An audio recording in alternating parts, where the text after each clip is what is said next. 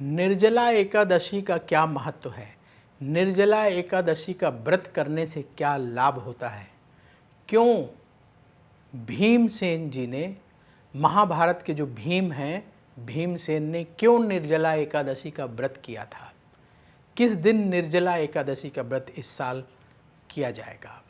इन सब पर विशेष चर्चा करेंगे एस्ट्रो तक पर। नमस्कार, मैं हूं प्रवीण मिश्र और आप देख रहे हैं एस्ट्रो तक। निर्जला एकादशी का पावन पर्व इस साल कब मनाया जाएगा? निर्जला एकादशी का क्यों है विशेष महत्व? देखिए, हमारे धर्म ग्रंथों में निर्जला एकादशी को सबसे पुण्यदायी एकादशी कहा गया है। और जैसा कि इसके नाम से ही स्पष्ट है, निर्जला यानी बिना जल के जो लोग इस व्रत को करते हैं, जल भी नहीं पीते हैं, इसलिए इसे निर्जला एकादशी कहा जाता है। बिना जल के व्रत रखना, जल भी ग्रहण ना करना, इसीलिए इस व्रत को सबसे ज़्यादा मुश्किल व्रत माना जाता है। ऐसा कहा जाता है कि जो लोग साल की जितनी एकादशी, साल में 24 एकादशियाँ होती हैं, तो मान लीजिए आप 23 एकादशी का व्रत नहीं करते लेकिन निर्जला एकादशी का व्रत कर लेते हैं, तो आपको सभी 24 एकादशियों के बराबर का पुण्य प्राप्त हो जाता है, सिर्फ एक एकादशी निर्जला एकादशी का व्रत रखने मात्र से। इसीलिए इस एकादशी का बहुत ज़्यादा महत्व शास्त्रों में बताया गया है। तो साल 2025 में इस साल जो निर्जला एकादशी का व्रत है वो कब रखा जाएगा? तो आपको बता दें कि निर्जला एकादशी की जो शुरुआत है, एकादशी तिथि की शुरुआत है, वो 6 जून को सुबह 2:15 से हो जाएगी और ये 7 जून को सुबह 4:47 तक रहेगी। इसलिए देश भर में 6 जून को निर्जला एकादशी का पावन व्रत किया जाएगा और लोग इस दिन अपने स्वास्थ्य के अनुसार, जिसका स्वास्थ्य लागू करता है, वो लोग निर्जल व्रत भी करते हैं। ये व्रत बहुत ही कठिन माना जाता है, लेकिन अगर आपका स्वास्थ्य लागू नहीं करता है तो आप जल लेकर, फल लेकर के भी व्रत कर सकते हैं, तो भी आपको पुण्य प्राप्त होगा। ऐसा नहीं है कि निर्जल ही व्रत करना है, लेकिन इस व्रत को जितनी सात्विकता से करेंगे उतना ही ज़्यादा पुण्य प्राप्त होगा। निर्जला एकादशी के दिन व्रत करने के साथ साथ भगवान विष्णु का पूजन करना बहुत जरूरी है, ताकि भगवान विष्णु की विशेष कृपा प्राप्त हो सके। एकादशी का पर्व भगवान विष्णु को समर्पित है, इसलिए आप क्या करें, कैसे करें, पहले आपको व्रत का विधान बता देते हैं, फिर बताएंगे कि महाभारत वाले जो भीम जी हैं, भीमसेन ने क्यों किया था निर्जला एकादशी का व्रत। तो आप कैसे, व्रत का विधान क्या है, किन बातों का ख्याल रखना है। निर्जला एकादशी के दिन सुबह सुबह जल्दी उठें, स्नान करें, स्वच्छ वस्त्र धारण करें, भगवान विष्णु का ध्यान करें और व्रत का संकल्प लें। आप अपने घर के मंदिर में भगवान विष्णु की पूजा करें, आरती करें। जिनको विष्णु सहस्त्र नाम पढ़ना आता हो, इतना आसान नहीं है, सबको नहीं आता, लेकिन जिनको आता है वो लोग विष्णु सहस्त्र नाम का पाठ कर लें। और जिनके लिए संभव है वो निर्जल व्रत कर सकते हैं, जिनके लिए संभव नहीं है वो जल ले लें और फल लेकर के भी व्रत कर सकते हैं। निर्जल एकादशी के दिन ज़रूरतमंदों को दान करने से विशेष पुण्य की प्राप्ति होती है, इसलिए आप फल का दान, भोजन सामग्री का दान निर्जल एकादशी के दिन कर सकते हैं। और एकादशी का पारण अगले दिन किया जाता है, तो जैसे 6 तारीख को आप व्रत रखेंगे तो 7 तारीख को इसका पारण करने का विधान है, अगले दिन पारण किया जाता है। शास्त्रों में ऐसा वर्णन मिलता है कि जो लोग निर्जला एकादशी का व्रत करते हैं, निर्जल रहकर इस व्रत को करते हैं, उनके समस्त पाप नष्ट हो जाते हैं।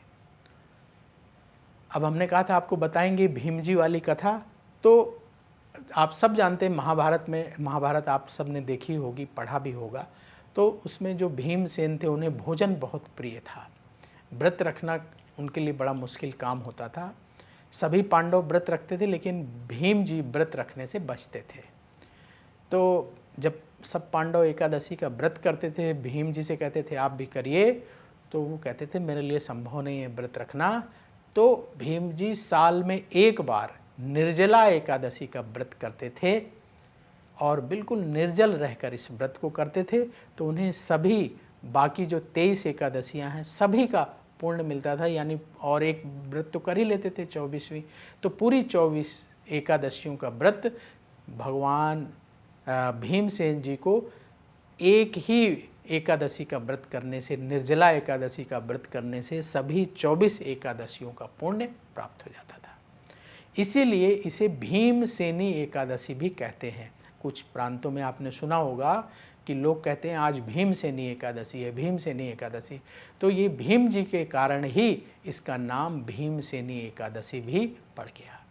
ऐसा माना जाता है कि जो लोग इस निर्जला एकादशी के दिन व्रत करते हैं, भगवान विष्णु उन पर विशेष कृपा करते हैं और उन्हें विष्णु लोक की प्राप्ति होती है। इसीलिए इस व्रत को जो लोग एकादशी का व्रत नहीं करते हैं वो लोग भी निर्जला एकादशी का व्रत अवश्य करते हैं। और अगर आप निर्जला एकादशी का व्रत करेंगे तो इसका प्रभाव, इसका पुण्य प्रताप आपको अवश्य आगे आने वाले समय में दिखने लगेगा। तो इसके क्या क्या फायदे हैं निर्जला एकादशी का व्रत रखने के? सभी एकादशियों का पुण्य आपको मिल जाएगा। भगवान विष्णु की कृपा से सारे कष्ट, सारे पाप दूर होंगे और आपकी मानसिक शक्ति बढ़ेगी, शारीरिक शुद्धता बढ़ेगी और पुण्य की प्राप्ति होगी। इसलिए निर्जला एकादशी का व्रत हम सबको करना चाहिए। निर्जला एकादशी का जब व्रत करें तो भगवान विष्णु का विधि विधान से पूजन अवश्य करिएगा। आप अपने घर के मंदिर में भगवान विष्णु का चित्र स्थापित करके पूजन करें, उन्हें फल का भोग लगाएं और जब आप अगले दिन पारण करेंगे तो सात्विक भोजन ही ग्रहण करें। इस बात का ख्याल रखिएगा। तो आप सबको इस पवित्र निर्जला एकादशी की बहुत बहुत शुभकामनाएं। क्योंकि गर्मी का ये समय होता है, इसलिए निर्जला एकादशी के दिन जल के दान का बड़ा महत्व है। इसलिए जल का दान अवश्य करना चाहिए। कैसे करेंगे? आप एक मटका ले लीजिए या सुराही ले लीजिए, उसको धोइए, साफ़ करें और उसमें शुद्ध जल भर करके किसी मंदिर में पंडित जी को दे दें, किसी ज़रूरतमंद गरीब व्यक्ति को दान कर दें। तो ये जल का दान माना जाता है, बहुत ही उत्तम दान है। इसके साथ ही अन्न के दान के बारे में हमने आपको बताया ही कि जब व्रत आप रखेंगे निर्जला एकादशी के दिन, उस दिन अन्न का दान करेंगे। अन्न के दान में क्या कर सकते हैं? जो खाने की चीज़ें होती हैं, चावल, दाल, आटा, घी, गुड़, नमक इत्यादि भोजन सामग्री, साथ में कुछ फल सब्जी रख लें और पूरा पैकेट बना करके किसी ज़रूरतमंद व्यक्ति को कुछ दक्षिणा रख करके दान कर दें, या आप जो है किसी मंदिर में जाकर पंडित जी को दान कर दें। जिनका सामर्थ्य है वो लोग वस्त्र भी उसमें रख सकते हैं, जैसे पंडित जी के लिए धोती कुर्ता, या किसी ज़रूरतमंद व्यक्ति को दे रहे हैं तो शर्ट पैंट, टी शर्ट, जो आपके बजट में आ जाए वो आप दान करें। अन्न, वस्त्र, जल, ये दान बहुत ही उत्तम माना गया है निर्जला एकादशी के दिन, तो ये दान करें। और एक मंत्र नोट कर लीजिए, इस मंत्र का जाप आप निर्जला एकादशी के दिन अवश्य करें। मंत्र है ओम नमो भगवते वासुदेवाय। इस मंत्र का जाप तुलसी की माला से निर्जला एकादशी के दिन करेंगे तो विशेष पुण्य की प्राप्ति आपको होगी। तो आप सबको निर्जला एकादशी की बहुत बहुत शुभकामनाएं। भगवान विष्णु हम सब पर कृपा करें, हमारी परेशानियों को दूर करें, पापों से हमें मुक्ति दिलाएं। तो वक्त हो गया है विदा लेने का। देखते रहिए अष्टों तक और ज़्यादा से ज़्यादा लोगों तक ये वीडियो शेयर करिए ताकि लोग निर्जला एकादशी के पावन पर्व के महत्व को समझें और इस व्रत को करके पुण्य को प्राप्त करें। और अष्टों तक अगर आपने अभी तक नहीं सब्सक्राइब किया है तो ज़रूर कर लीजिएगा, ताकि धर्म और ज्योतिष से जुड़ी जो महत्वपूर्ण जानकारी है वो आपके पास समय समय पर पहुंचती रहे। तो वक्त हो गया है विदा लेने का। कमेंट बॉक्स में जय श्री राधे जरूर लिखिएगा, तो राधा रानी की कृपा से तुरंत आपको पॉजिटिविटी की प्राप्ति होगी। तो बोलिए जय श्री राधे। अगर आप मुझसे जुड़ करके अपनी समस्याओं का समाधान चाहते हैं और चाहते हैं कि आपकी समस्याओं को ज्योतिष के माध्यम से सुलझाया जाए, तो आप हमसे संपर्क कर सकते हैं, जुड़ सकते हैं एस्ट्रो तक पर।